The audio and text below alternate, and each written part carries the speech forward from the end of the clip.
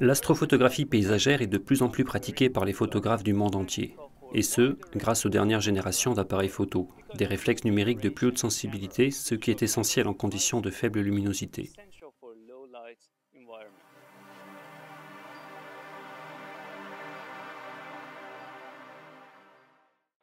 Certains photographes utilisent leur appareil photo sur un trépied pour faire des poses courtes sur le ciel nocturne. D'aucuns qui s'intéressent aux objets faibles utilisent des dispositifs de suivi stellaire.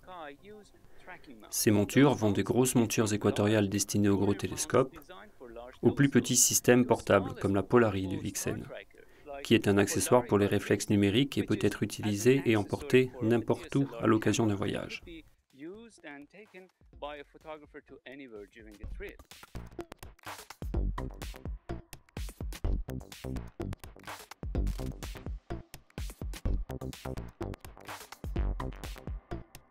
Le dispositif Polari est pourvu d'un trépied qui comprend un niveau spécialement conçu équipé d'une poignée, pour réaliser un meilleur alignement polaire et équilibrage.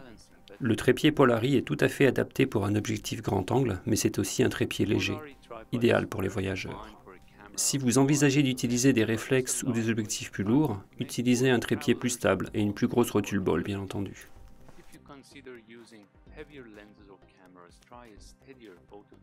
Polari peut être utilisé sur n'importe quel trépied en utilisant deux rotules au lieu d'une seule. Le dispositif de suivi s'insère entre les deux rotules, la première servant à incliner la Polari pour ajuster la latitude. Il n'est pas nécessaire que cette rotule soit une rotule ball. La deuxième fait le lien entre l'appareil photo et le dispositif de rotation Polari. Il est nécessaire que ce soit une rotule ball afin de pouvoir pointer l'appareil photo dans toutes les directions et assurer l'horizontalité. Le trépied Polari standard est livré avec deux rotules ball. Il est donc prêt à l'emploi.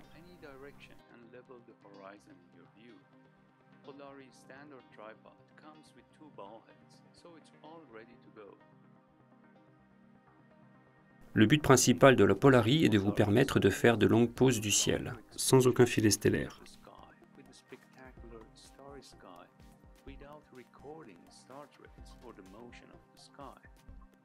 Mais comme pour tout dispositif de suivi stellaire, nous avons besoin d'aligner son axe de rotation avec l'axe de rotation de la Terre. Il suffit de pointer le système de suivi en direction du pôle céleste.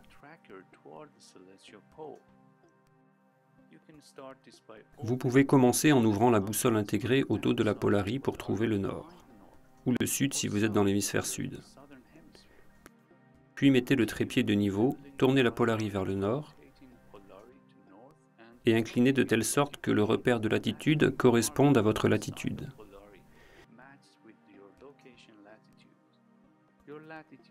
Celle-ci indique à quelle hauteur se trouve le pôle Nord céleste. Par exemple, si vous êtes à l'équateur, le pôle est proche de l'horizon, et dans les régions polaires, il est très haut dans le ciel.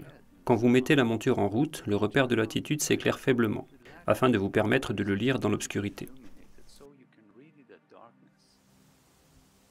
La célèbre étoile polaire marque l'emplacement du pôle céleste dans l'hémisphère nord. Regardez dans le trou du viseur de la Polari et déplacez-la jusqu'à ce que l'étoile polaire apparaisse dans le trou qui mesure environ 9 degrés de diamètre. Essayez de la mettre au plus près du centre du viseur pour une meilleure précision. C'est une étape de plus dans l'alignement polaire et c'est déjà suffisant pour des clichés grands champs relativement courts. Si vous fixez un tube creux dans le trou, genre tube de stylo, le champ de vision est plus petit, donc un peu plus précis. Mais pour un alignement absolu, le viseur polaire disponible en option est l'accessoire nécessaire. Nous vous expliquerons plus tard dans la vidéo.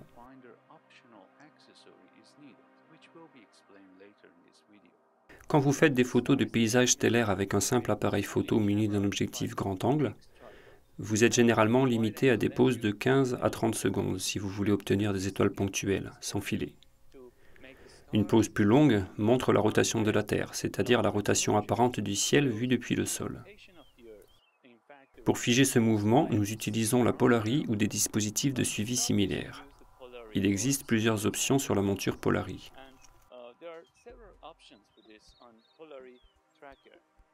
Une des options est le mode étoile, qui est le mode de suivi stellaire. Il est égal à la vitesse de rotation de la Terre. Et ainsi, il permet de figer les étoiles dans le champ de l'appareil photo. Après que vous avez réalisé l'alignement polaire, évidemment. Vous avez une autre vitesse appelée 1/2 qui correspond à la moitié de la vitesse stellaire. Ce mode ne permet pas de suivre les étoiles à la vitesse de rotation de la Terre, alors à quoi peut-il servir? C'est le mode de suivi idéal pour les astrophotographes paysagistes, c'est-à-dire les photographes de paysages stellaires. Par exemple, lorsque vous utilisez un objectif grand champ, votre temps de pause maximum sans suivi est de 20 secondes environ. Mais quand vous utilisez le mode de suivi stellaire, vous pouvez faire des pauses plus longues en fonction de la précision de votre alignement polaire et des caractéristiques de votre appareil photo numérique. Vous pouvez par exemple pousser à 40 ou 50 secondes. Mais dès lors, c'est le paysage terrestre qui est flouté, à cause du mouvement de la monture de suivi. Si je me mets en mode 1/2, alors je peux faire une pause de 30 secondes au lieu de 20 secondes, avec ainsi plus d'étoiles et un ciel plus spectaculaire, tout en conservant un paysage qui reste bien net.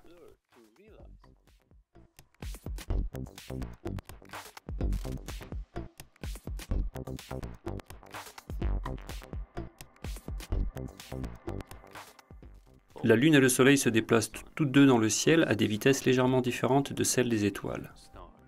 Ainsi, il y a aussi d'autres modes de suivi de la Polari. L'icône Soleil sur le sélecteur de mode convient aux photos du Soleil quand vous avez besoin de le suivre pendant un long moment, comme pendant une éclipse de Soleil. Polari est le dispositif idéal par sa compacité pour les chasseurs d'éclipses qui sont toujours limités par la taille de leur équipement, lors de leur voyage à travers la planète. L'icône Lune est utile pour garder la Lune au centre de ses photos pendant une éclipse de Lune, par exemple. Au total, une éclipse de Lune dure plusieurs heures.